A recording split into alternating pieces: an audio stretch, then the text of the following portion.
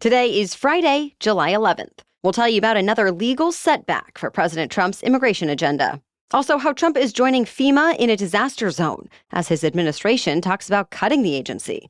Plus, the Delta flight that was forced to land on an island in the middle of the Atlantic Ocean. A major merger bringing a candy giant and cereal giant together, and how a new kind of paint could help cool down cities. Those stories and even more news to know coming up. Welcome to The Newsworthy. All the day's news in around 10 minutes. Fast, fair, fun, and on the go. I'm Erica Mandy. Thanks so much for being here. You ready? Let's do this. A key part of President Trump's immigration crackdown is now blocked again. Because of a legal maneuver, a federal judge was able to stop President Trump from denying birthright citizenship to some babies born in the U.S. The judge said the 14th Amendment of the Constitution, which says people born here are U.S. citizens, needs to apply to all babies nationwide. And that means even the children of undocumented parents who would have been denied citizenship under President Trump's order. The U.S. Supreme Court actually just ruled on this issue last month and limited judges from being able to block the president's policies nationwide. But in this instance, the judge was still able to do it by certifying a lawsuit as class action. Now, this is far from the last word in the ongoing legal battle. The Trump administration has already said it will appeal, arguing that Americans elected the president because he promised these kinds of policies and that judges should not get in the way of them. Immigration rights advocates celebrated the decision, though, calling Trump's order unconstitutional. Across the country, an estimated 153,000 children are born in the U.S. to undocumented parents every year. To be continued. Today, President Trump is set to visit the site of catastrophic Texas flooding. It comes a full week after torrential rains hit a swath of the Texas Hill Country, causing floods that have so far killed at least 120 people. Search teams are still looking for more than 170 people missing. More than 2,000 local, state, and federal workers have been involved in this search through continued storms and stifling heat. Today, Trump will get a briefing from local elected officials. He'll meet with first responders as well as people who lost loved ones in the floods.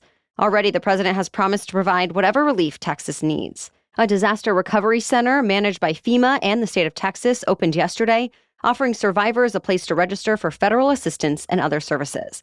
But the Trump administration is still calling for FEMA to be eliminated in its current form. The Trump team wants emergency management to be led by state and local officials instead.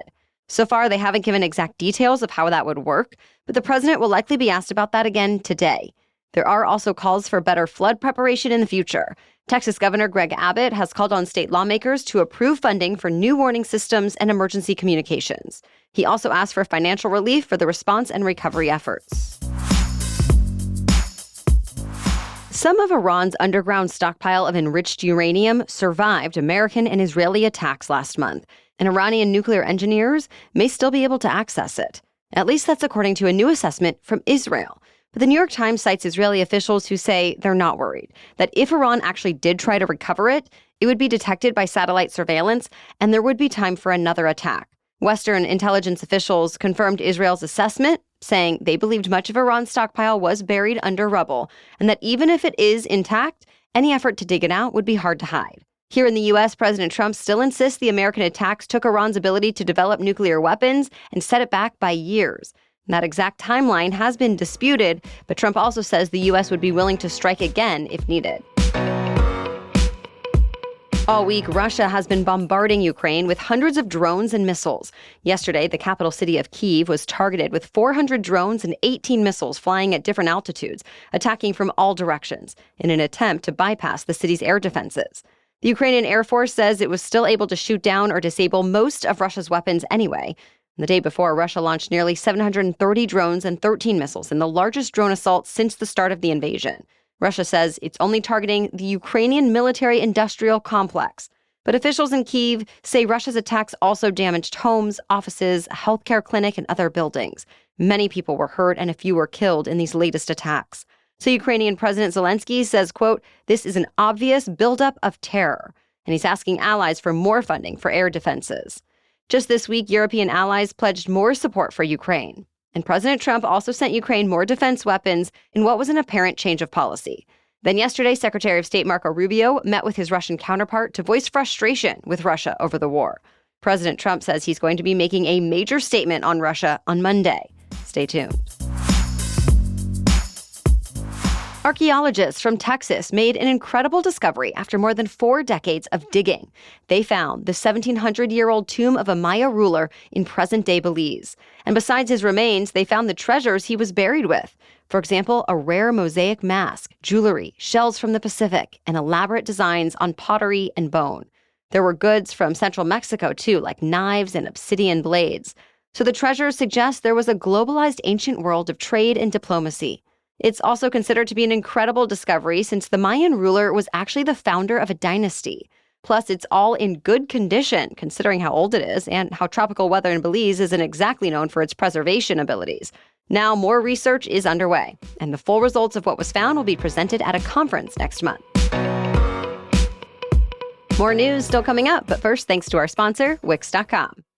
Whatever you think of AI in general, there are certain ways that it can be a huge time saver. And when you're starting a business, you need all the time you can get.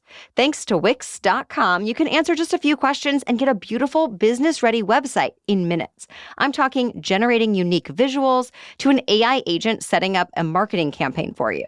Wix puts incredible website creation at your fingertips. Whether you choose the AI site builder or prefer to start from a designer-made template that is fully customizable, Wix allows you to create a website in a way that is easy and fun. When I first started a business, I realized that wanting to spend every minute creating your website was just procrastination from doing what you really should be focused on. Yes, having a website is super important. You need one. But Wix lets you do it in a way that won't waste your time and energy, and it'll still have everything you need in a beautiful design. Ready to create your own website? Go to Wix.com. That's Wix.com to start building your website today. Thanks to Wix for sponsoring our show. Now back to the news. A Delta Airlines flight from Spain to New York ended up getting stranded overnight on a remote island. Delta spokesperson says the plane had a mechanical problem in the middle of the flight, and it had to make an emergency landing on the Portuguese volcanic island of Terceira. It's about a third of the way across the North Atlantic Ocean. 282 passengers and 13 crew members were on board at the time, and they ended up spending 29 hours on the island before getting on another flight. Thankfully, everyone was okay, and now Delta says they'll be reaching out to offer compensation. The Trump administration is suing California yet again, this time over its animal welfare law. The law was approved by voters in 2018 and was upheld by the U.S. Supreme Court in 2023. It protects hens, pigs, and calves from being kept in small cages. But the Trump administration says it violates federal farming laws and regulations, and it blames the California law for driving up egg prices with unnecessary red tape. California egg producers want the law to stay, though, saying egg farmers have already spent millions of dollars to upgrade and adapt their farms, and the argument is they shouldn't have to invest millions more to readapt their facilities again. Plus, animal rights groups like the Humane Society say the law protects farm animals from being locked in cruel and extreme confinement. So this is another one that's going to be fought in court. The Trump administration is also suing California over transgender athletes in school sports. Two of the world's most famous sweet brands are joining forces. Italian candy maker Ferrero, known for Nutella and Tic Tac, bought W.K. Kellogg, the iconic American maker of Fruit Loops and Frosted Flakes. The deal is worth about $3.1 billion. It comes at a time of turmoil for Kellogg, as American shoppers are increasingly looking for either store-brand cereals to get a deal or healthier choices. But Ferrero is trying to expand its North American footprint. It was just a few years ago that Ferrero bought Nestle's U.S. candy brands like Butterfinger, Nerds, and Sweet Tarts. It also bought Wells Enterprises, which makes ice cream brands like Blue Bunny. The latest acquisition still needs to be approved by Kellogg shareholders, but it is expected to close later this year. Tesla is making some new advancements. CEO Elon Musk announced the company is expanding its robotaxi service in the Austin area and that the Bay Area could be next. Tesla is just waiting on regulatory approval there. Musk says he's also bringing xAI's Grok to Tesla vehicles sometime in the next few days. xAI actually just launched the latest update of Grok, even as it faces some backlash for anti-Semitic comments and even rape threats. This week, X had to actually take down Grok while a fix was being worked on. But Musk is excited about Grok going into Tesla vehicles now, saying drivers will be able to chat conversationally with their cars and ask Grok to perform certain tasks. For example, navigation, controlling settings, and answering questions. TechCrunch cites sources who say there will be a lot of unique Grok personalities to choose from, including Kid Story, Therapist, Conspiracy, Unhinged, and more. It's the most expensive purse ever sold. This week, Jane Birkin's original Hermes Birkin bag went for $10.1 million at auction. It was the prototype Jane Birkin and Hermes executive came up with in the early 1980s. Since then, the Birkin bag has become a pop culture phenomenon. Some styles have lengthy waiting lists, and even a regular one is worth thousands of dollars. So there was actually a bidding war for the original. 9 people competed to get it, but in the end, it was sold to a private collector from Japan. That's it for the main news today, so now it's time for Feel Good Friday, when we bring you one extra feel-good or positive news story before the weekend. But first, this episode is sponsored by Quince. With summer in full swing, I feel that familiar urge to refresh my closet. But I'm trying not to waste money on pieces I'll only wear once or just for one season. That's where Quince comes in.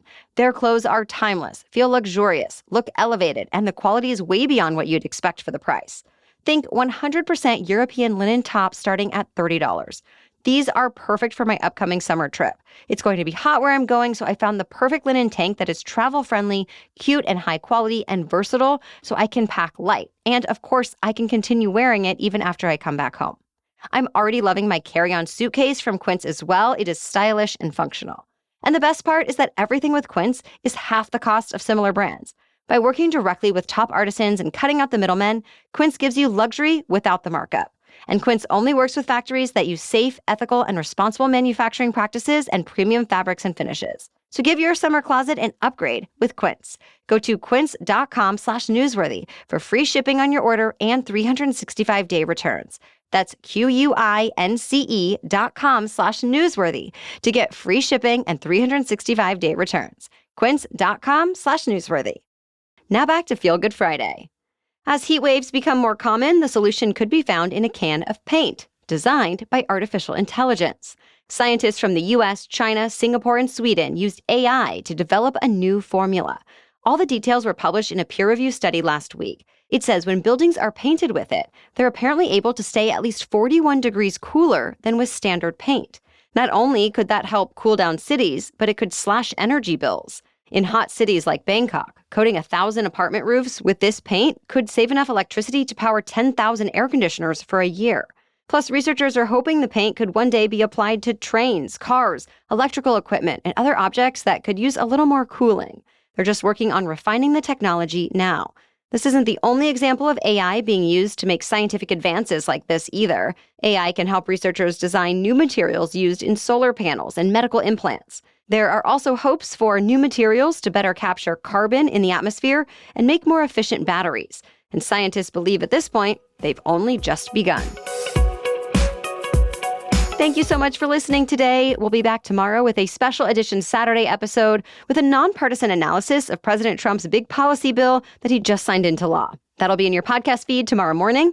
Then join us again on Monday for your next Daily News Roundup. For now, thank you so much again for listening and have a great weekend.